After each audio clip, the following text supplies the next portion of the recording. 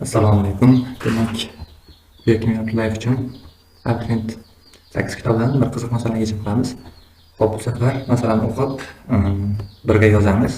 Qaysi bir ma'qul bo'lsa aytasizlar, ozgina vaqt oladi lekin.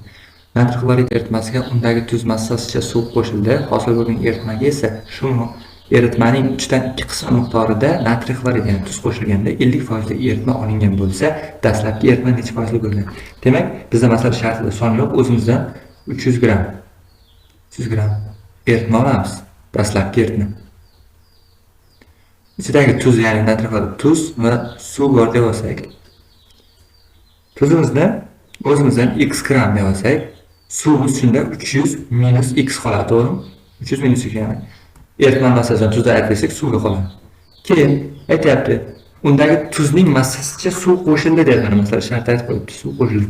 Qancha suv? Tuz massasi. Tuz massasini biz qancha oldik? X deb oldikmi o'zimizdan? Demak, bunga suvga suv qo'shiladi, tuzga suv qo'shilmaydi.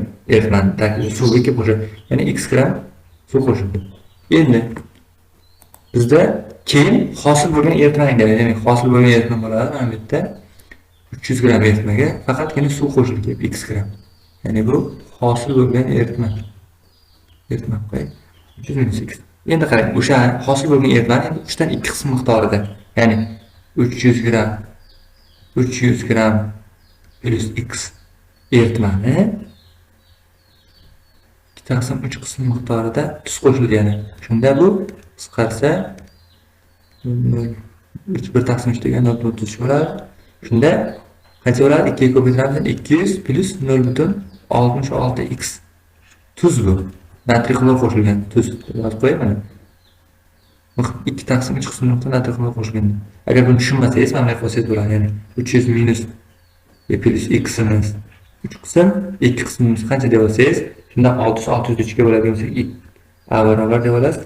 Ya'ni 200 plus 0.66x chiqadi. Agar mana shu ko'paytirsa. Xo'p, endi tenglarni tuzib olamiz. Bizda nima deyapti? Tenglarni tuzamiz. Bizda dastlabimiz hosil bo'lgan eritmamiz 300 plus x edi. Buni ichidagi tuzimiz mana dastlab x, hech narsa qo'shilgan x turibdi. Keyin bizga tuz qo'shildi. Qancha eritmani? 3/2 qism miqdorida tuz eritmaga ham qo'shiladi, tuzga ham qo'shiladi. Shunda qo'shilibdi 200 plus 0.66 davriy x da. Yani eritmaga ham qo'shiladi 200 plus 0.66 x davriy. Shunda 50% eritma bo'lib qoldi. Tenglamani ishlaydigan bo'lsak, ya'ni 500, 300 ga 200, 500 ga 0.5 bo'lsa 250 chiqadi. 250 dan mana tepadagi 200 ayirib olsak 50 qoladi. Yozib o'tirmadim.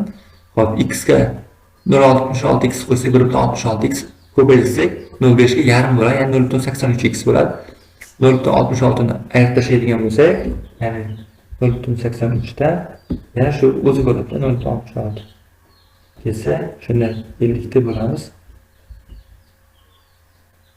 0. Hozir demak 1.66x bo'ladi. Uni ko'paytiramiz 0.5 ga 0.83x bo'ladi. Ayirsak 1.66 bo'ladi. Tepa yana 0.83x o'zi bo'ladi. Chunki tepa ham x plus 0.83 davrida ketgan x topadigan bo'lsak, x 60 chiqyapti menda. Ya'ni 50 deb bo'lamiz 0.83 ga bo'lsak, 60 chiqadi. Demak, dastlabki eritmamiz bizda 300 gram edi. Dastlabki eritmamiz 300 gram edi. Dastlabki eritmani foizni so'rayapti. Bu 100%. Bizdan 60 gram dastlab tuz bo'lgan x topadi. X qancha deydigan bo'lsak, x'imiz chiqyapti. Barobar 20%. Demak, javob D. E'tiboringiz uchun rahmat. Sizga mana shu tarzda yechim qo'llaymi yoki avval chiroyli qilib yozib olib, keyin tushuntirib berganim qo'llaymi? Shu fikringizni bildirsangiz bo'ladi. E'tiboringiz uchun rahmat.